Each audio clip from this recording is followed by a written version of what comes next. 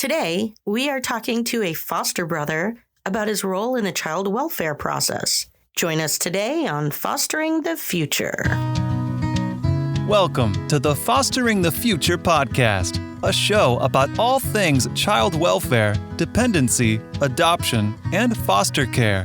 Here are your hosts, veterans in the world of child welfare, Jack and Kat.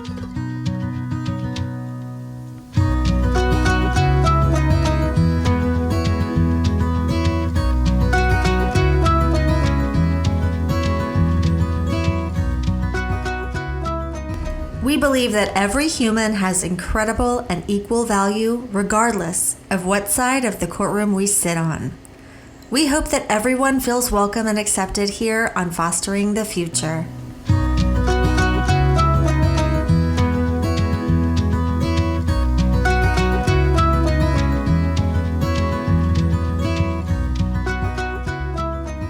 Make sure you follow us on Facebook or Instagram as Fostering the Future Podcast, or check us out on our website at fosteringthefuturepodcast.org. This is Jack, and I'm not here with Kat, but I am here with Jack Jr. Jack Jr. is in the studio today to talk to us about being a foster brother. Welcome, Jack Jr. Hello. So let me ask you a very serious question. What is your favorite drink at Starbucks? It's the Dragon Fruit Refresher with lemonade. Yeah, you like that. And lately we've been ordering it without ice because when you get it with ice, it's like 3 sips and it's gone, right? Yes. Junior, what was the first time you remember hearing about foster care? I feel like it was like when I was 7 or so. Yeah, you were six, almost 7 years old when we first started talking about it, probably. Why were you in support of us specifically becoming a foster family? When I went to my friends' houses, they had brothers to play with and sisters to play with, but I didn't. It was just me and my mom and my dad. So I wanted brothers and sisters to play with. So you wanted to have someone to play with too? Yeah. Can you tell us what you can about how you came to be part of our family? So what happened was I went to an orphanage. Do you remember living there at all? I remember getting a burn on my foot. That's about it. Yeah, you've got a few burns on your feet. But how did you become part of our family? It was when I was 2. These crazy white people came. And I ran to them, and I hugged them, and we had fun. We did have fun. We still have fun. Yes. I think so. Very much so. You were there for I don't know the exact amount of months, but it was a few months. And there was a bunch of court stuff about Sprite is for adults, Fan is for babies. And we came to America, and I was adopted. And at the time, Daddy and I just had you, right? Yeah. Yeah. And was that fun? Yes. Did you not appreciate being the only child at the time? I did. Yeah, because we got to do a lot more fun stuff. What do you remember about what you thought it was going to be like to be a foster brother? Honestly, I thought it was going to be like having this sleepover, a long sleepover. And what was it like when you first became a foster brother? It was not like a sleepover. How was it different from a sleepover? There's diapers. You thought the kids would be older. Yeah. Usually in sleepovers, it's older kids that come and not little kids that come. When we first started fostering, what we had told them was that as long as the children were younger than you, we didn't have an age preference. Because you had told us initially you always want to be the oldest brother. When we gave them pretty much leeway on age, our first placements were how old? 1 and 2? Yeah. Yeah, they were 1 and 2. You were expecting someone to run around and play with outside, and we had one kid who couldn't even crawl, and one kid who didn't necessarily always want to play with you outside, right? Yeah. We had good times. We had bad times. I get bit in the stomach. Mom got a black eye. You know how it is. Black eye, fat lip. It's all good with 2-year-olds. The bite was probably one of the things that stick out the most to me about how you were disappointed by foster care, because she looked at you and you were in the hallway and you put your arms out because you thought that she would give you a hug, and she went running to you, and I remember the look on your face was like so happy. Oh my gosh, she's gonna give me a hug. She came running to you and you looked so happy and you had your arms out for her, and she ran at you and bit you in the chest so hard. I think it was like 7 months before that scar went away, and every time I saw that scar I was like, I remembered that moment of disappointment for you, and that was really hard. Brothers and sisters and Yeah, poop on the wall, that kind of stuff. poop on the wall, that kind of stuff. What is the hardest thing about being a foster brother? It's probably knowing what they went through to get to where they are. It doesn't make you feel very good. Do they sometimes tell you things that they don't tell the rest of us? Kind of. Yeah. I mean, Like, they I tell know- me about the crazy things that went on. What is the best thing about being a foster brother? Getting to play with them.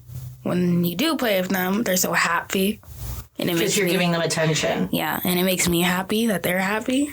So the best thing for you about being a foster brother is when you play with them and give them attention and they appreciate it, and then everybody's happy.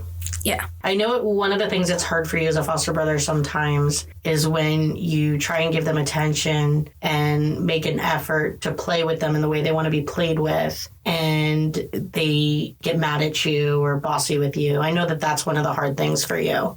Yeah. What is it like when this is your family, this is your mom and dad, this is your house, you've lived here in this house as long as we have, as long as we've been parents, you've been our kid. What does it feel like sometimes when kids come in and try and tell you what to do in your house? I'm like, nah, not today. Not happening. Is it hard sometimes to like be kind to them when they're coming in telling you what to do? Yeah. But when there's kids that are older than me, like every now and then they tell me what to do, I can't really say, not today, I'm older than you, because they're older than me. And you can't really say something like, this is my house, because you want them to feel welcome. Yeah. So sometimes that's hard because you just have to hold it in and feel like, who is this person who just came into my house and is telling me what to do, right? Mm-hmm. What do you think you do well as a foster brother? I think that when they're sad, I'm good at making them feel happy and comforting them. That's true. I know that when they're sad, sometimes you make a fun game to cheer them up. I know one of the things that you've done with our 7-year-old a lot is sometimes you'll run up and scoop him up like a baby and hold him like a baby. And you run around and you're like, oh, he needs hugs and kisses. And the way that he smiles and squeals with delight when you do that, even though he's 7 years old and you're treating him like a baby, is kind of the cutest thing ever. That's really sweet. A sweet thing that you do. What is something that you think you could do better as a foster brother? Have more patience. Sometimes it's hard for adults to have patience with kids with behaviors. So it's really hard for us to expect someone who's 11 years old to have patience with people with behaviors. But I think you do a really good job. But yeah, it's definitely something that you can work on and everybody can work on to get a little better at. Let me ask you a question. What was the hardest day ever as a foster brother? It was probably this little kid who would always pee herself every night.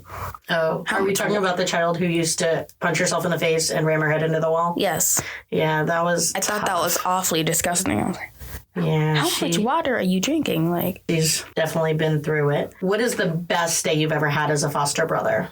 It was probably when we adopted our first foster kid. So that would be Little Jack.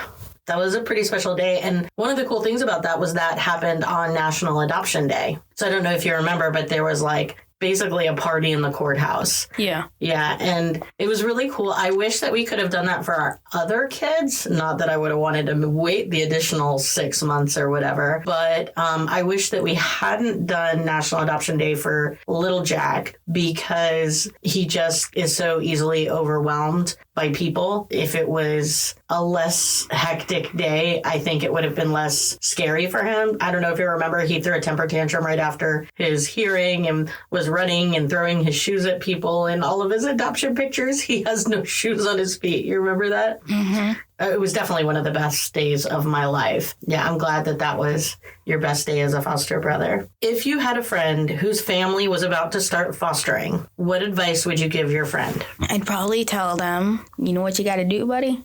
You got to make sure that they know that you know what to do. Until they know the rules well, they should ask the parents or you questions, don't get bit in the stomach. So basically, Don't ever think that they're just going to give you a hug. So unless they put their arms out too, do not go in for it.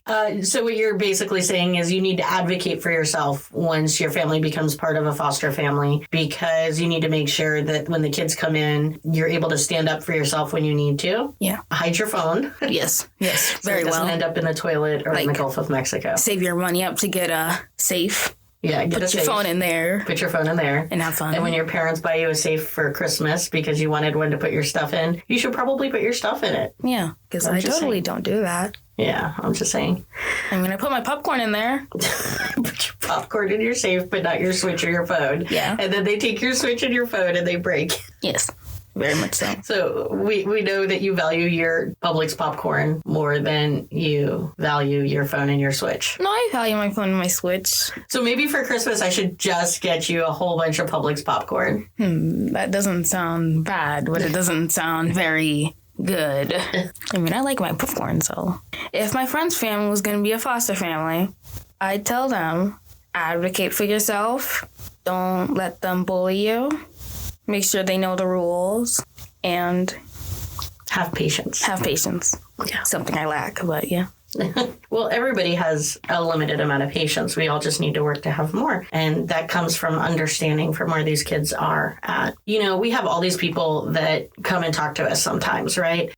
We have licensing and case management and guardians. Out of that group of people, who comes and talks to you ever? I mean, they don't come to me to talk. Usually I kind of put myself in that conversation. You like to conversate. Yes, I can't really get them to talk to me because they're more focused on the foster kids. But I'm like, yeah, I'm here too. So, like, let's talk. I know one guardian ad litem who always checks on all of you guys and talks to you. Yeah. What about licensing? Sometimes licensing comes and talks to you too, right? Rarely, but yeah. Well, in my mind, I feel like it's rarely, but they do.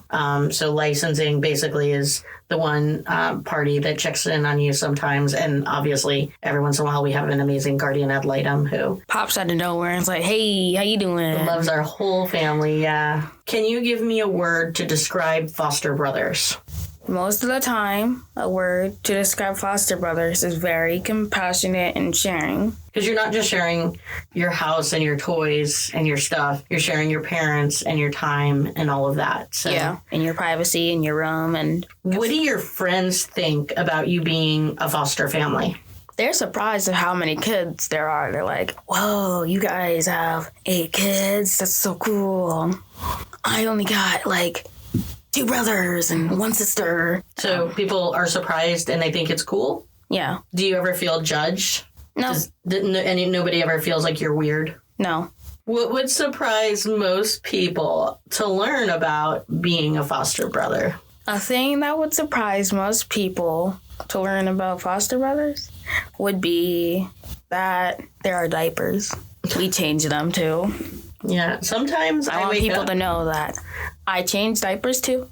Not often. I mean, you're a pretty incredible human being, and sometimes I come downstairs and find that you've already woken kids up, diapered, and dressed them, and set them up for cartoons. So I don't think all foster brothers are like that, but you are an outstanding foster brother. What do you want people to know about foster brothers? I would want people to know about foster brothers would be that sometimes the kids that come into our house, they put stress on you because they tell you about why they're here and how this happened and what their parents did. And their father's not here. We haven't seen our father in years. And so, yeah, I put stress on you because you know they went through this. A lot of the time, you've had your mom and your dad that you get to see them and they don't leave you alone or have you watch the kids alone while they go like 50 miles away or more. They go like 3 hours away while they're with their friends having martini time. One of the things that you used to talk about a lot being difficult for you as a foster brother who was also adopted was the fact that these kids that were in foster care got to visit their biological parents. Yeah. And you were always like, I never got to know or even meet my biological parents, and they get to see them every week. And that was really difficult for you. Mm-hmm. Was that hard for you? Yes, it somewhat still is, but not as much as it used to be. So, Junior, when you get really stressed out from some of the stuff that goes on in the house with these kids who have experienced trauma, what do you do to help yourself feel better? Well, I have this awesome combo where I put in my Bluetooth headphones because they don't have the wires.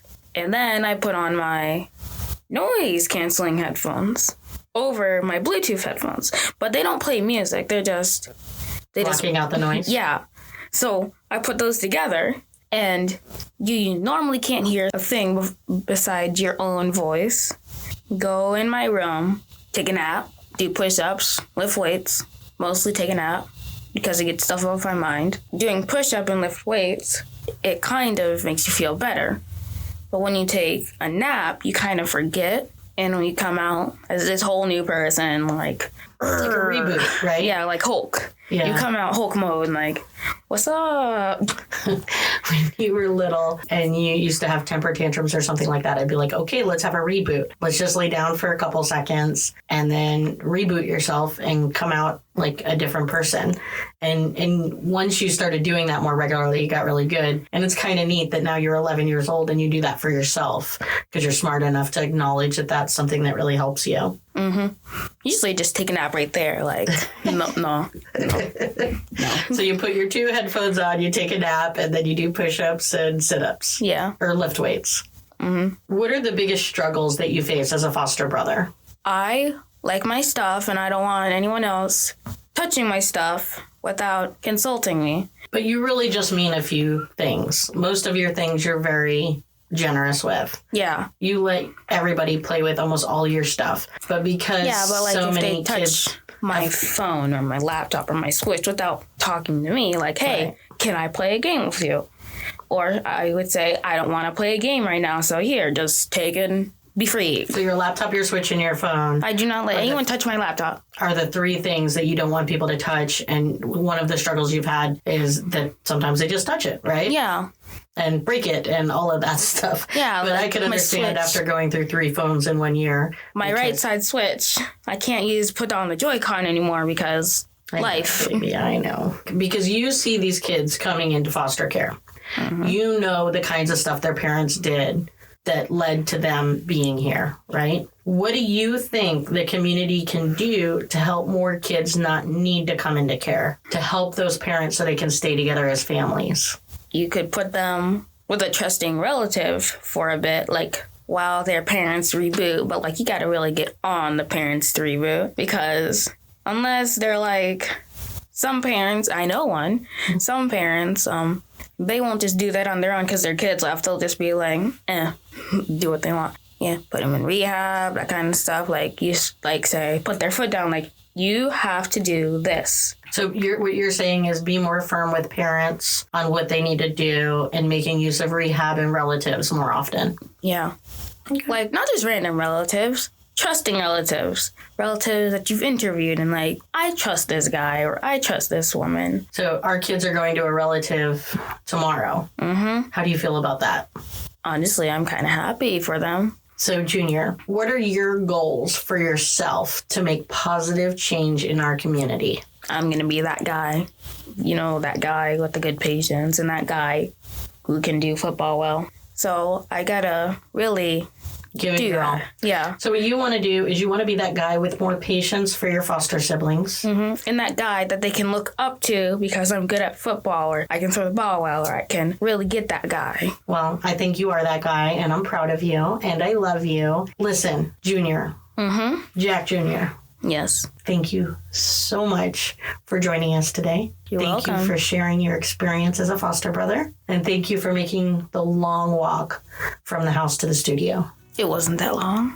Thank you so much for joining us today. Make sure you subscribe and follow us on social. We hope that you join us again next time and keep on fostering the future.